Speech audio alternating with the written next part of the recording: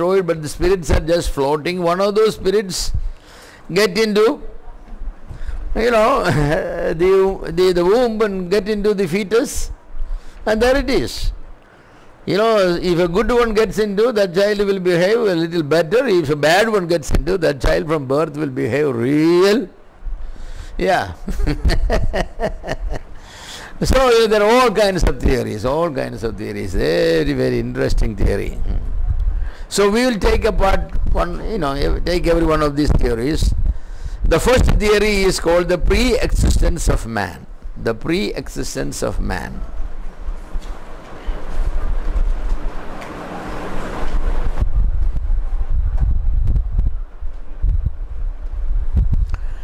The pre-existence of man theory basically say that all human soul spirit existed before. God at some point in the past created multitudes of human souls. God created. God said, I'm going to create 1 billion, trillion, human souls. He just made them. And then what? He then distribute them to different people, at different times. Of course, they will say that the body depends upon what view they take. They will say that the human body comes from the parents. Some will even say that the human body God creates. It's not ex nihilo creation of the human body, they will say, because it takes a little bit from the man and the woman. Then he develops that, God develops it. So it's a creation. This creation of the soul spirit happened much before Adam was created.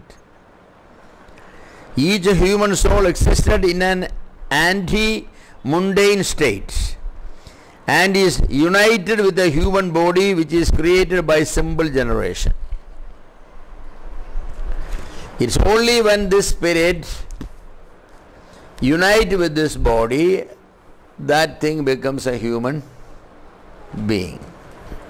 If no spirit comes in it, well, that mass of flesh will be aborted and gone. So at what point and state this spirit soul comes into decides whether abortion is sin or not. Yes. If it happens simultaneously with the conception, then they will say it is sin. But it happens only after 7 months, says that killing it before 7 months is not a sin. Because you are only destroying a body. If it happens only after birth, when the child independently breathing, breathing the air that we all breathe, then even you can kill the baby, have abortion till the last quarters. Some say that only life is there when the child is born. It is only at the baptism the spirit soul is get. So whatever you do to the child before baptism, it doesn't matter. See that? When you make one statement, the ramification of that statement is very, very big. But depends upon that, the people believe in abortion and all. That's what even some Christians say that, well, that's only tissues. Yeah. The abortion is not an issue. You are just throwing some tissues out. There's nothing to worry about it. But if you believe that both body and soul spirit come from the parents simultaneously with the conception, then to touch it is a sin. You just cannot touch it. Don't tamper with the life. So our whole concept will be different. This theory was advocated, this theory of the pre-existence of soul was advocated by the Greek philosopher Plato. He is the one who first said it. Plato. You heard about Socrates, his disciples, Plato, Aristotle and all those people. Yes. He speculated that human souls have intuitive knowledge of a pre-existent state. Like some of the Hindus will say that, Yeah, some people are conscious of their past. Some people have an intuitive knowledge. In the last life I was, for them of course I was a fly, or I was a rat, or I was an elephant. Elephant must be a higher one for them, because all elephants are given Hindu names. I never come across a Thomas or Abraham as an elephant. It's always a Ram or Krishna or Lakshman or, Shankaran or something. You ever come across a Christian elephant? No. Thank God you didn't come across. Of course, we name our dog sometimes with the Caesar or some other names, Yeah. Yes. It's very interesting. The concept of Hindus about elephants, of maybe an incarnation, reincarnation of something better than maybe a dog or a rat. Of course, even rat is an incarnation of God, right? Yeah. It starts with the Varaha, Gurma, that goes the Dashavadharam. Is rat there in it? Dashavadharam? Anybody knows? Rat is not there. Rat is the vehicle of Ganesh. Yeah, that's why. How that big person will sit on a rat? Must be a big rat.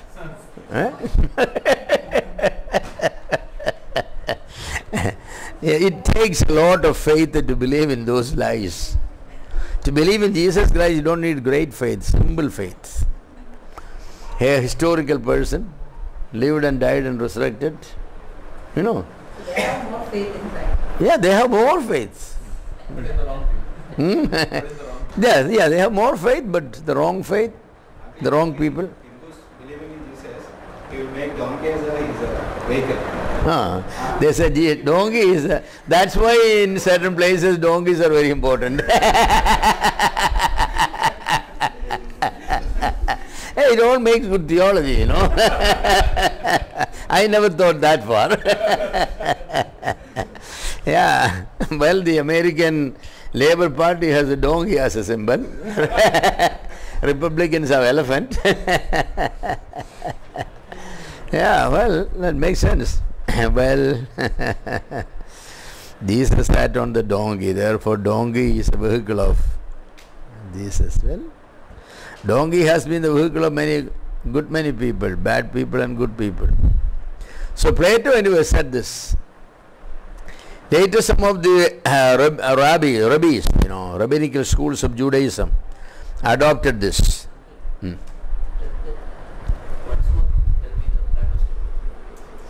Plato's statement.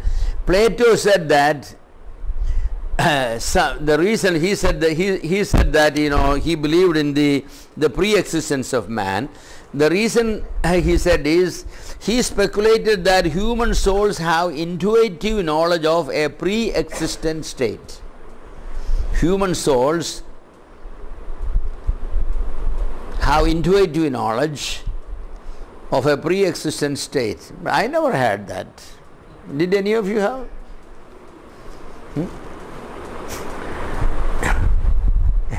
Sometimes when children make a problem and disobedience, sometimes we feel that what he was, what spirit he has, but the child never said that I was a bad person, who Hitler before, that no.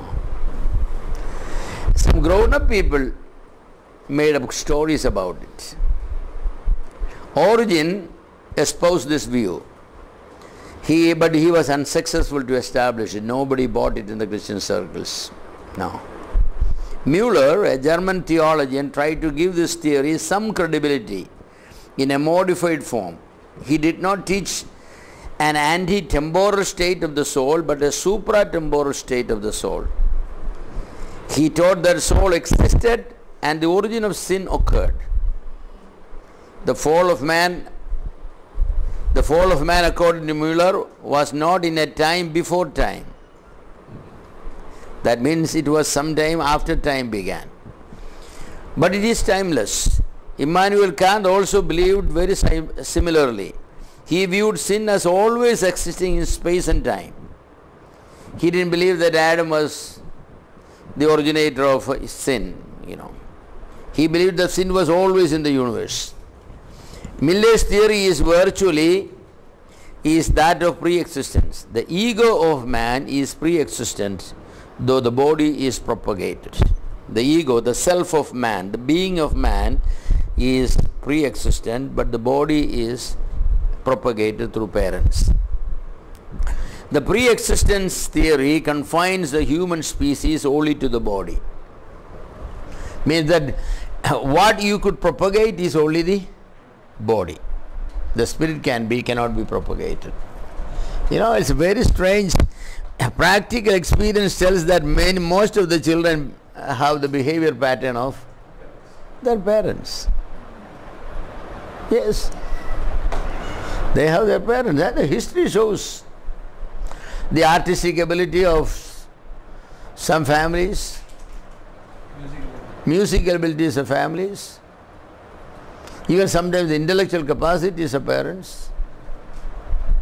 It's not only the physical characteristics that is communicated. So how they come up with a theory like this?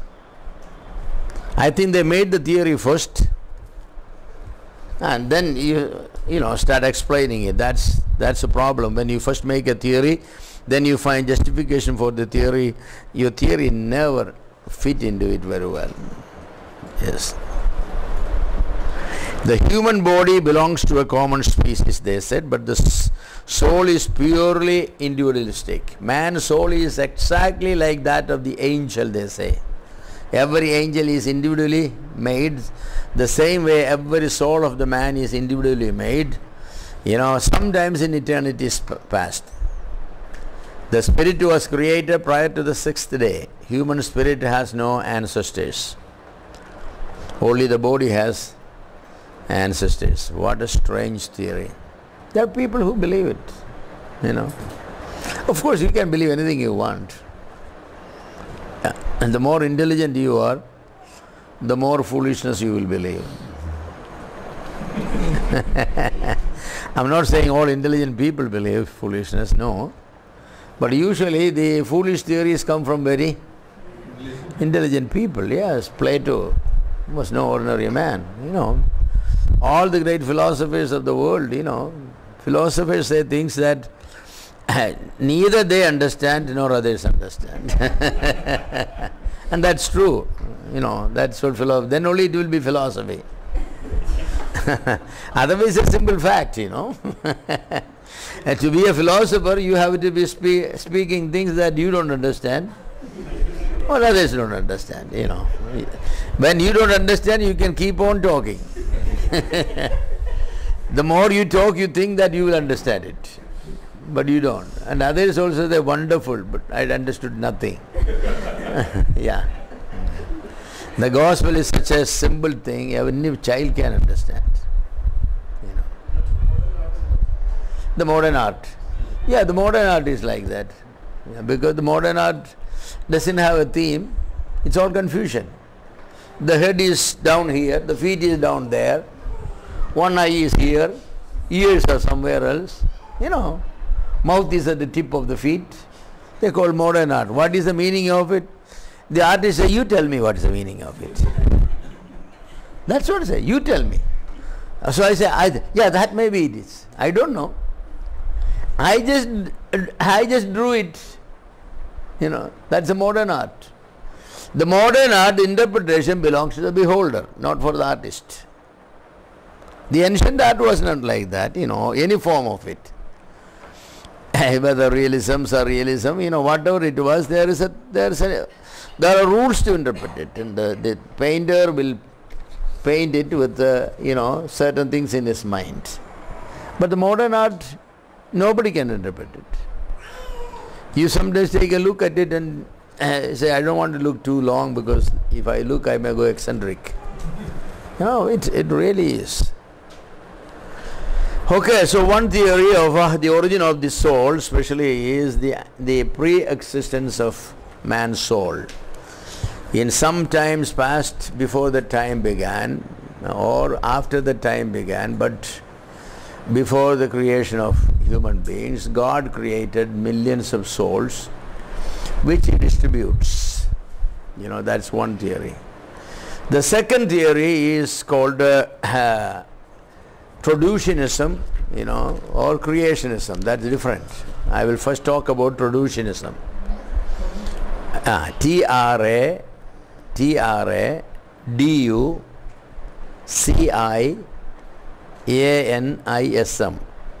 Traducianism. Traducianism. To traduciate means to produce after your own kind. Traduciate. Traducianism is the view that human species applies both to the body and the soul. Human species applies both to the body and the soul. That means, Cain's and Abel's body and soul spirit came from Adam and Eve. Yes, that's the idea. From the parents, the new child gets both body and soul spirit, everything. God does not give anything new. God only in His sovereignty supervises this formation. That He does. Sometimes certain characteristics He will say God sovereignly suppress.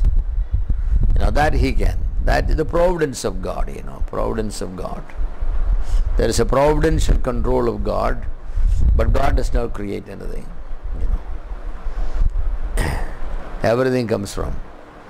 That's why, as we said earlier, some dark parents will have white children. Naturally, the dark color has to come, but He's providentially suppress it so that the great-great-grandfathers or mothers color can come to this child. That God does amazingly. Yes. Nobody in our family, some people say, who can sing, but my son, he's a beautiful singer. Yeah, you say, you had anybody, your father? No, he never sang. Yeah, we had a great uncle who was a great singer. Yeah, see? How many generation back? 10 generation back. Yeah, God has blessed you with that gene, That God can do. Yes. Some parents who cannot make a circle, they are the parents of some children who are great artists.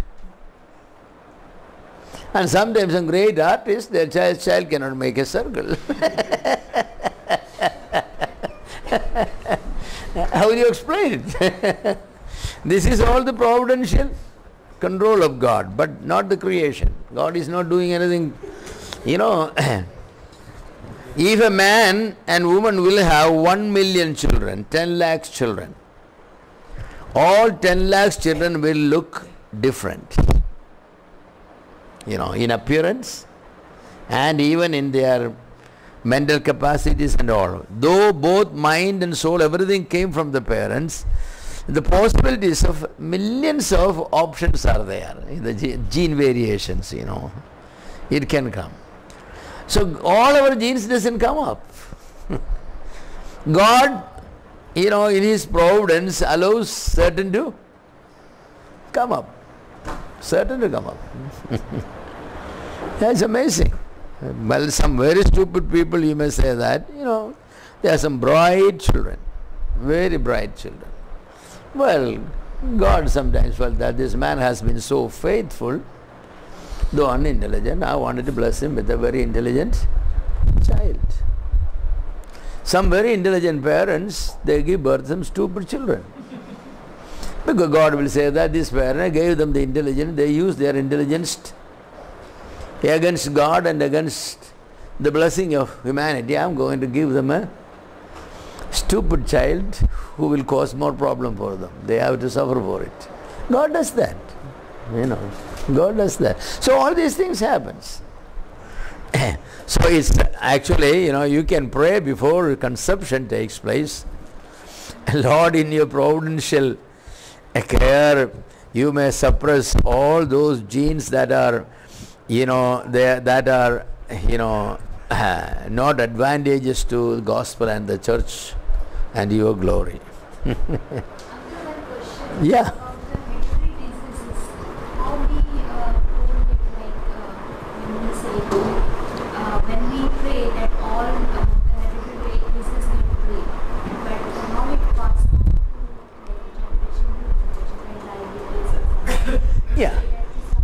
diabetes and some of these physical diseases are transferred from parents to children through the genes.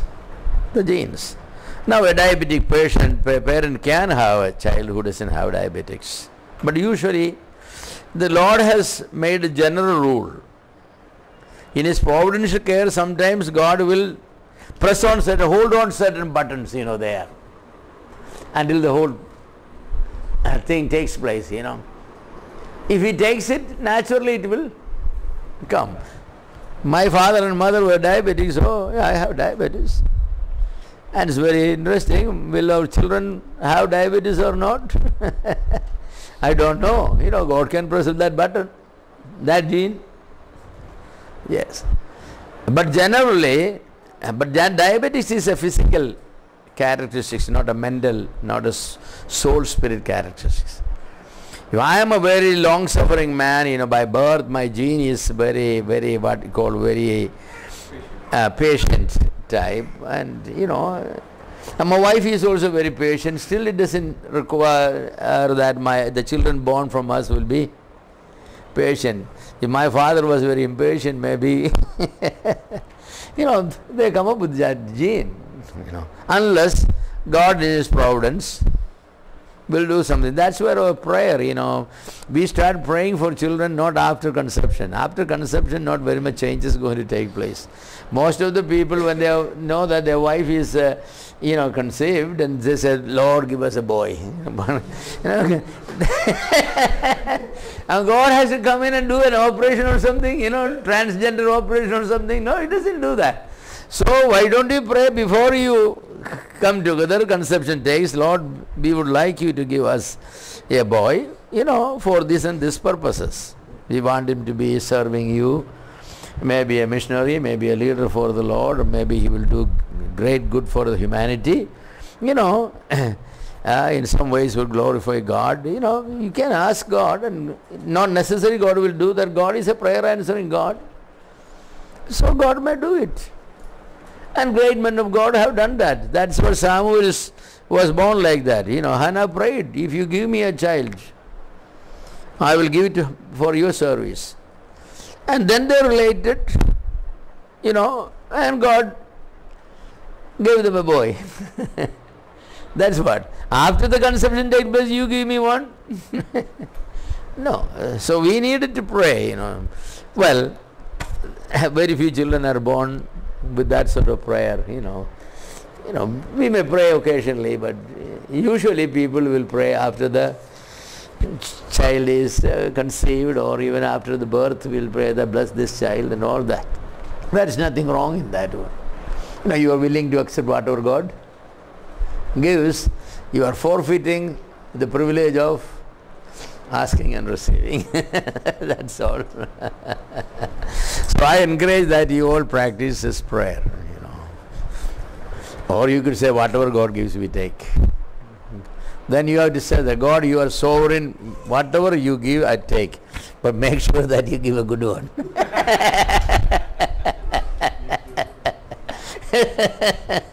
And God is very gracious, So traditionalism teaches that man, the species of man, means both body and soul spirit. The material and immaterial part comes under the species. The psychico-physical nature come from the parents, the father and mother. It is procreated, both physical and the psychical, both aspects. This is what most of the great divines of the church history believed, including Tertullian, Augustine, and a lot of great big names, Luther and many people, they believed that.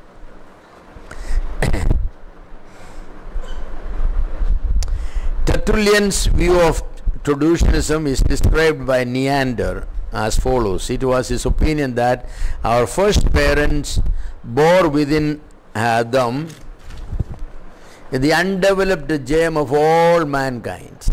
That of the soul of the first man was the fountainhead of all the human souls.